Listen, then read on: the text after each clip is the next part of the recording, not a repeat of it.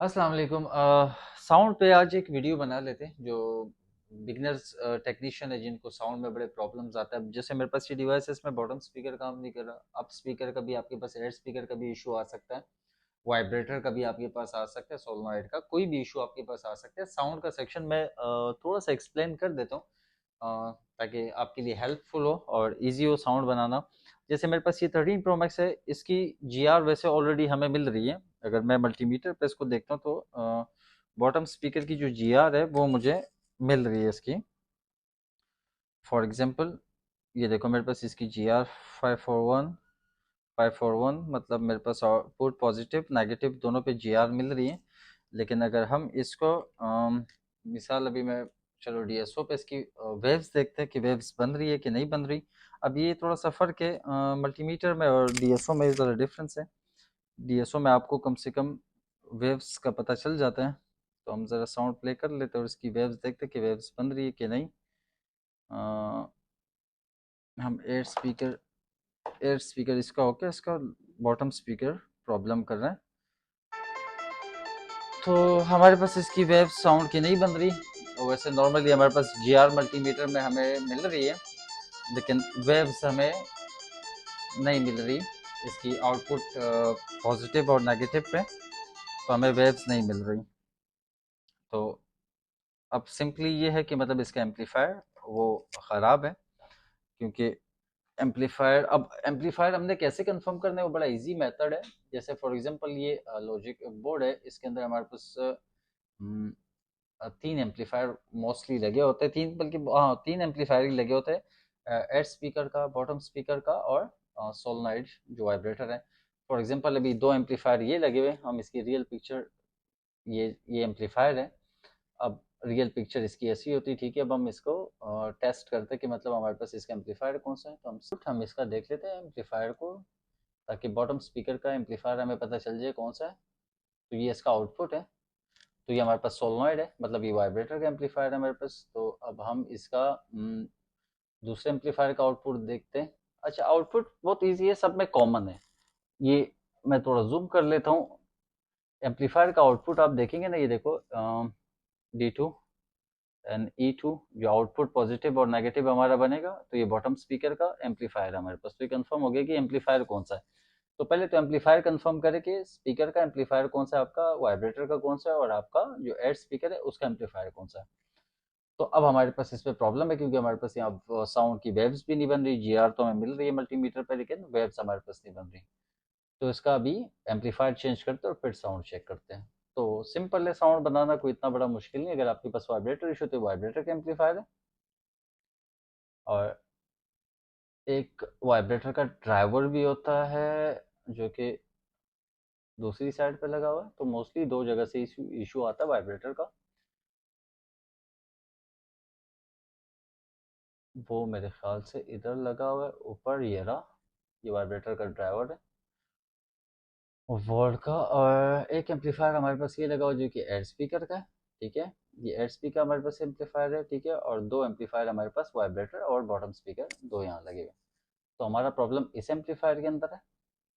ये एम्पलीफायर अब हम चेंज करते हो, फिर साउंड चेक करते हैं इसका बॉटम स्पीकर, उसकी वेव्स लेते हैं कि साउंड की वेव्स हमारे पास बन रही है कि नहीं।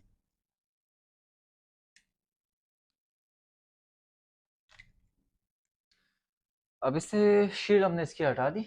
अब ये हमारे पास सोलनाइड का जो एम्पलीफायर है वाइब्रेटर का, और ये हमारे पास बॉटम स्पीकर का। पहचान बहुत सिंपल है कि किसका एम्पलीफायर कौन सा है। आप इसको जूम करेंगे स्कीमेटिक्स में इसका आउटपुट देखा करें। एम्पलीफायर का जो आउटपुट है वहां से आपको पता चल जाएगा। इसमें कॉमन ट्रैक्स होती है हर एम्पलीफायर में। जैसे इसके अंदर ये है, ये ओपन लाइन में जो ओपन लूप में यहाँ पे E2 है। यहाँ पे देखो हमारे पास जो स्पीकर का एम्पलीफायर है बॉटम स्पीकर का।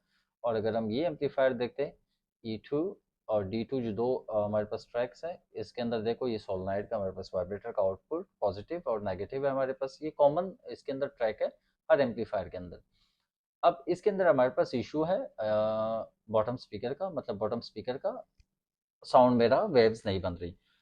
अब हमने एम्पलीफायर चेंज नहीं करना कि मैं बस एम्पलीफायर निकालूं चेंज करूं। सबसे पहले हमने इसकी जजमेंट करनी है, मतलब हमने इसके कैप चेक करना है, इसकी वाटर सप्लाई चेक करनी है, ठीक है।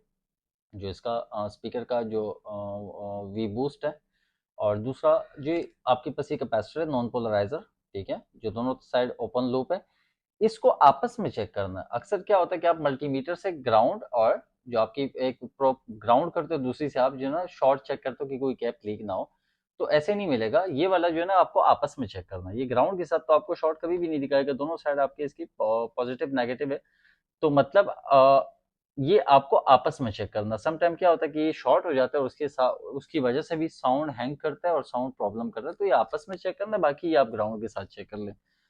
तो इसकी पहले देखते हैं जो वाटर सप्लाई है वो देखते हैं कहीं से कोई शॉर्ट ना हो हमारे पास।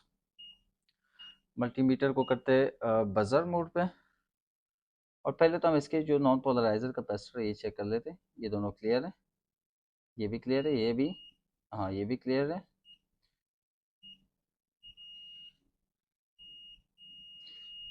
ये हमारे पास सप्लाई शॉर्ट हो रही है, हाँ इसका भी बूस्ट हमारे पास शॉर्ट हो रहा है, तो जाहिर बात है वेव्स तो साउंड की नहीं बनेगी, जीआर तो हमें मिलेगी मल्टीमीटर के थ्रू, लेकिन वेव्स नहीं बनेगी। अब ये हमारे पास शॉर्ट हो रहा है, ठीक है, ये और कहीं नहीं है, सिर्फ यहीं पे, तो इसमें से कोई ना कोई कैप हमारा लीक है। अब कौन सा लीक है वो रिमूव करके ही पता चलेगा, रिमूव कर लेते हैं।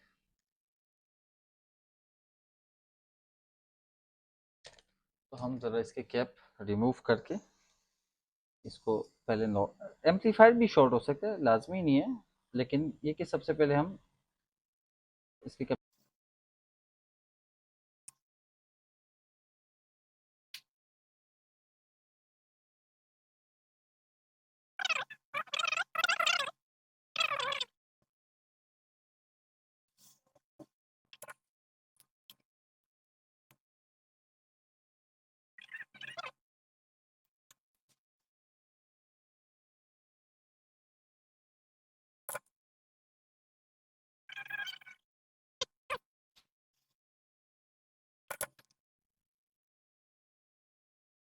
तो एम्पलीफायर हम चेंज कर लेते हैं। अच्छा, एम्पलीफायर मोस्टली सेम होते हैं, जैसे फॉर एग्जांपल ये है, तो ये मैंने 12 प्रो मैक्स से निकाला, सॉरी तो मैं 13 प्रो मैक्स से निकाला। वैसे ही देखो एंड का नंबर आप देखोगे ना 537, तो 12 pro max, 13 pro max, 14 pro max, ये ऑलमोस्ट एम्पलीफायर सेम ही होते हैं, तो आप किसी का भी यूज़ कर सकते हैं, इसमें कोई इशू नहीं है। मोस्टली एम्पलीफायर वो सेम ही होते हैं। इसकी बोर्ड की लाइन हमारे पास शॉर्ट थी, तो वेव्स स्टिल नहीं बन रही है हमारे पास, तो हम अब एम्पलीफायर भी चेंज कर रहे हैं। और उसके बाद देखते हैं किसकी वेव्स हमारे पास बनती है साउंड की। स्टिल नहीं बनती, वैसे बननी तो चाहिए क्योंकि हमारे पास इसका वी बूस्ट क्लियर हो गया और एम्पलीफायर भी हमने न्यू लगा दिया, तो डेफिनेटली हमारे पास अब साउंड की वेव्स बननी चाहिए।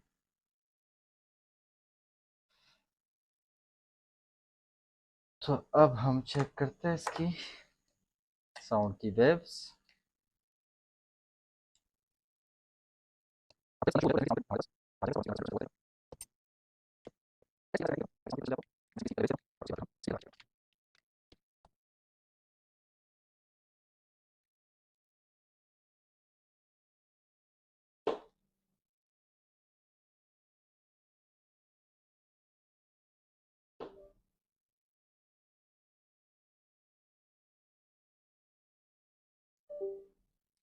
साउंड प्ले करते हैं इसका।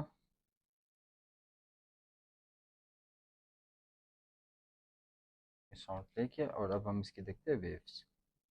तो अब देखो हमारे पास इसकी प्रॉपर वेव्स बनना शुरू हो गई, ठीक है, साउंड की हमारे पास पॉजिटिव और नेगेटिव दोनों की वेव्स बनना, ऑडियो की हमारे पास वेव्स बनना शुरू हो गई। तो प्रॉब्लम ये है कि समटाइम वर्ड के साथ हमारे पास जो लाइन है वो भी शॉर्ट हो जाती है। हम थोड़ा इसको छोटा कर लेते हैं, इसको 2 वोल्ट में देख लेते हैं।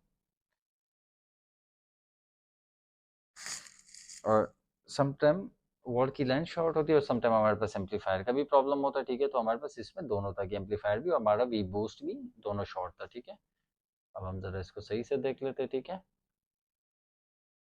तो हमारे पास ऑडियो की वेव्स बन गए। अब हम स्पीकर लगा के चेक कर लेते हैं भाई, ऊपर से रख के देख लेते हैं। तो अब हमारे पास bottom speaker proper, air speaker हमने ऑलरेडी डिस्कनेक्ट किया हुआ, तो बॉटम स्पीकर हमारे पास अब प्रॉपर वर्क कर रहा है। अब प्रॉब्लम ये कि समटाइम क्या होता है कि जीआर तो आपको मल्टीमीटर पे मिल जाती है, लेकिन जो ऑडियो के वेव्स होते हैं वो आपको डीएसओ पे पता चलते हैं। सिंपल था, पहले हमने एम्पलीफायर कंफर्म करने के, हमारे पास फॉर एग्जांपल बॉटम स्पीकर में इशू, तो हमने पहले एम्पलीफायर दोनों में से कंफर्म करने के बॉटम स्पीकर का एम्पलीफायर कौन सा, उसकी कॉमन लाइंस होती है जैसे मैंने आपको बताया, ये आउटपुट इसकी होती है। तो आउटपुट आपका E2 और D2 इसका आउटपुट कॉमन होता है हर एम्पलीफायर के अंदर, आप ये चेक कर लेंगे तो आपको एम्पलीफायर कंफर्म हो जाएगा। एम्पलीफायर कंफर्म हो गए तो उसके बाद आप उसकी वॉल की लाइन देख ले, जैसे मैंने देखी इसकी नॉन पोलराइजर कैपेसिटर चेक कर ले, मोस्टली ये भी शॉर्ट होता है। अब इसके अंदर लाइन तो ये शॉर्ट थी हमारे पास वी बोस की, लेकिन साथ में हमारा एम्पलीफायर भी शॉर्ट था, एबनॉर्मल था। तो हमने इसकी कैप रिमूव की, कैप हम दोबारा अप्लाई करेंगे, कैप जारी बात है ज़रूरी है। और इसका जो एम्पलीफायर है हमने न्यू लगाया, तो उसके बाद हमारे पास ऑडियो के वेव्स बन गए। तो ये था आज का ऑडियो। कल या परसों इस पे एक और वीडियो बनाएंगे, ऑडियो पे जो पूरा साउंड काम नहीं करता उसको कैसे रिपेयर करना है, एयर स्पीकर काम नहीं करता उसको कैसे रिपेयर करना है, साउंड हैंग होता है, ठीक है, सेटिंग के अंदर आप प्ले करते साउंड हैंग होता है। तो डिफरेंट डिफरेंट इस पे वीडियोस बनाएंगे ताकि आपका साउंड का जो सेक्शन है पूरा वो कवर हो जाए और आपको कभी साउंड में प्रॉब्लम ना हो। Thanks for watching. मेरा यूट्यूब चैनल है टिकटॉक के अंदर, मेरी बायो में, वो सब्सक्राइब करें ज़रूर, मेरी सारी डिटेल वीडियोस वहाँ पे होती है। फेसबुक पे रील्स हमारी अपलोड होती है, भी जो कंप्लीट वीडियोस होती है वो मेरी यूट्यूब चैनल पे होती है, तो मेरा यूट्यूब चैनल ज़रूर सब्सक्राइब करें। Thanks for watching.